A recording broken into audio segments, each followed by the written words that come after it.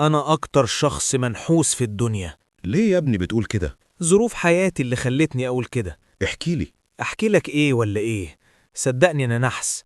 طيب ممكن أعرف أنت نحس إزاي؟ هحكي لك. أنا بابا مات وأنا صغير وحياتنا اتقلبت خالص فوق ما تتخيل. الفلوس طبعا قلت وما بقتش زي أصحابي. بقيت بخاف أصرف علشان أمي وإخواتي. بقيت بستخسر في نفسي أي حاجة. وأي خروجة العيال تكون عايزة تخرجها، أنا مش معايا فلوس والظروف معايا صعبة، فمش عايز أروح لا هنا ولا هنا. مع إني من جوايا كان نفسي قوي أروح وأتفسح زيهم وأعيش حياتي زيهم. وفي أيام الثانوية كان الحمل تقيل قوي على أهلي. ما خدتش دروس وده أثر جامد عليا.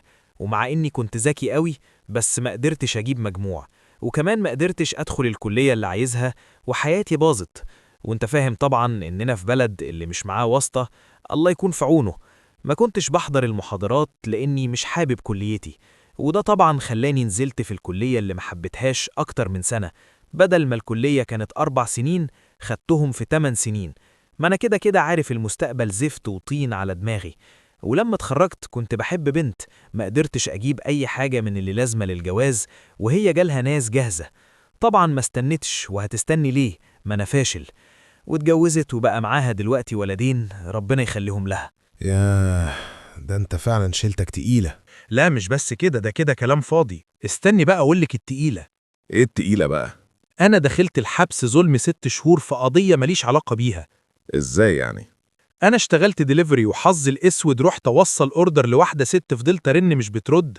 قلت أطلع أخبط، طلعت لقيت الباب مفتوح ودخلت أدور على الست. لقيتها في الأرض مرمية وبتاخد نفسها الأخير. مسكتها وفضلت أحاول أساعدها. روحها طلعت على إيديا وأنا ماسكها وهي في الأرض كده. طبعا دخل سكان العمارة لقوا السكينة في إيدي والست مقتولة. لبست أنا التهمة وفين لما اكتشفوا إني بريء واتمسك الجاني الحقيقي. قعدت أيام دمرت حياتي في السجن وشفت اللي ما يتخيلوش إنسان. وأمي باتت من الحسرة عليا في السجن وأنا مش قادر أطلع أحضر حتى دفنتها. أنا البني آدم اللي دنيا جات عليه قوي والحياة كرهتني. أنا مش عايز أعيش وزهقت من اللي بمر بيه ده. أنت مش متخيل حياتي عاملة إيه. لا متخيل يا ولدي، بس أسألك سؤال وجاوبني بصراحة. اتفضل. أنت عارف المواقف اللي بتحكي عليها دي خدت قد إيه من عمرك؟ عمري كله. ما حصلش. المواقف دي حصلت في يوم، يومين، 3، في سنة حتى ما كانتش مستمرة. وثانيا أنت عارف أصلا عمرك قد إيه علشان تقول طول عمرك؟ إزاي يعني مش عارف عمري قد إيه؟ أنا عندي 30 سنة. قصدي هتعيش على الأرض قد إيه؟ معرفش. فعلا ما تعرفش وما تقدرش تعرف. واللي حصل في حياتك كان وقت من حياتك مش كل حياتك. بس انت عملت زي حركة بيعملها الجمل اسمها اشترار. الحركة دي ان الجمل بيخزن الأكل في السنم بتاعه، ولما يجوع يعمل الحركة دي ويرجع الأكل فياكله ويشبع.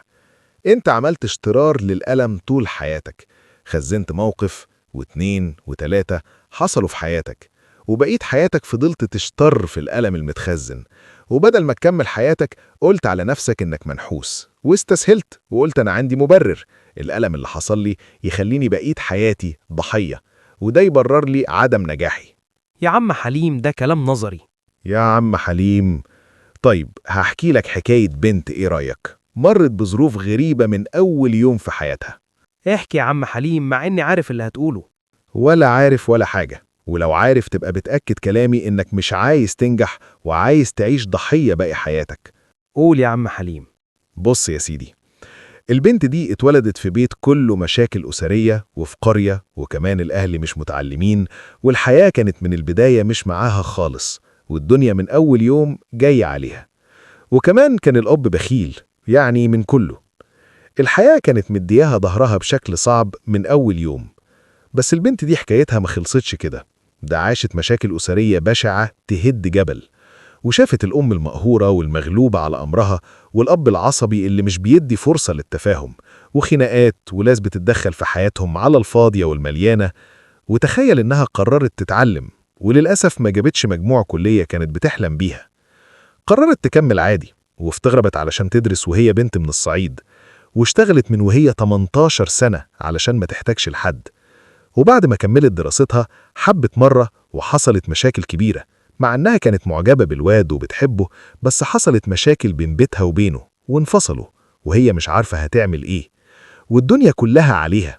وبعد شوية كمان الحياة كانت قاسة، حبت واحد تاني وقالت خلاص حياتي هتتظبط، بس الواد قبل الخطوبة بحاجة بسيطة قال لها إنه ماشي ومش راجع تاني، كسرها، وبعد ما اتعلقت بيه سابها ومشي. جالها اكتئاب وتعبت جدا، بس قررت تكمل وتنجح رغم اللي هي فيه ده كله.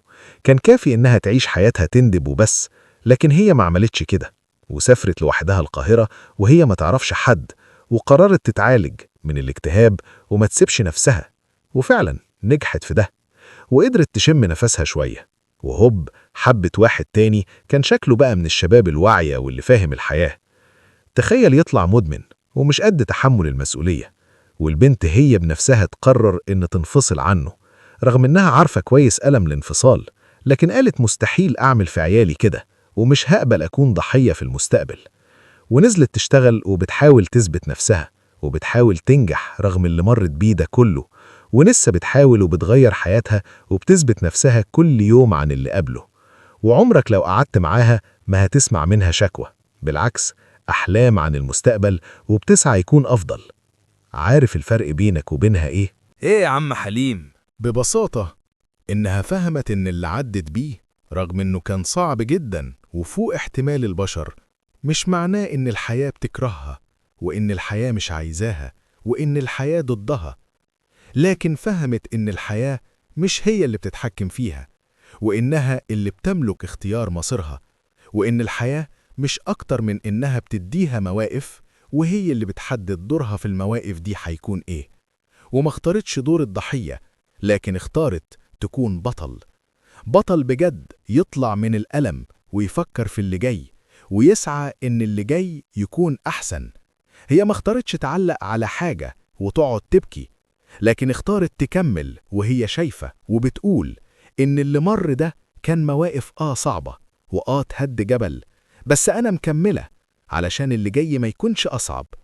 وعلشان كده هي إنسانة ناجحة، وعرفت سر الحياة، مش إن الحياة بتكرهك أو تحبك، لأن الحياة قاسية على الكل، بس إنك هتختار تكون إيه في حياتك، وهتسعى قد إيه علشان توصل للي تستحقه. هو ده تحدي الحياة يا ولدي.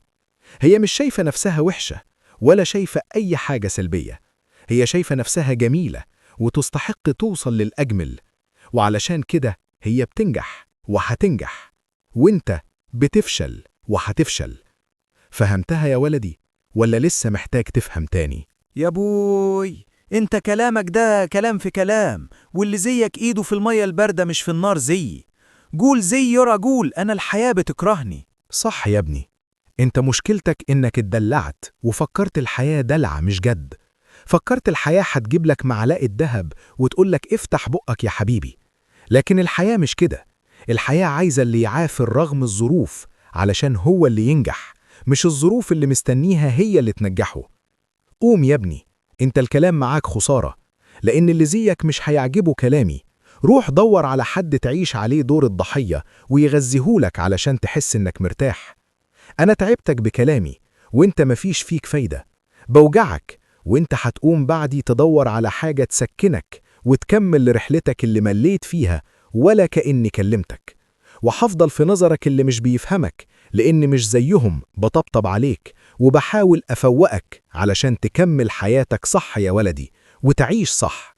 بس اللي بيطبطب عليك ده بيديك بس اللي يريحك علشان يخلص من زنك بس مش أكتر. وطبعا مش هتفهم. اقفل لي الحلقة يا ولدي على كده، بلاش تضيع وقتك معايا أكتر من كده.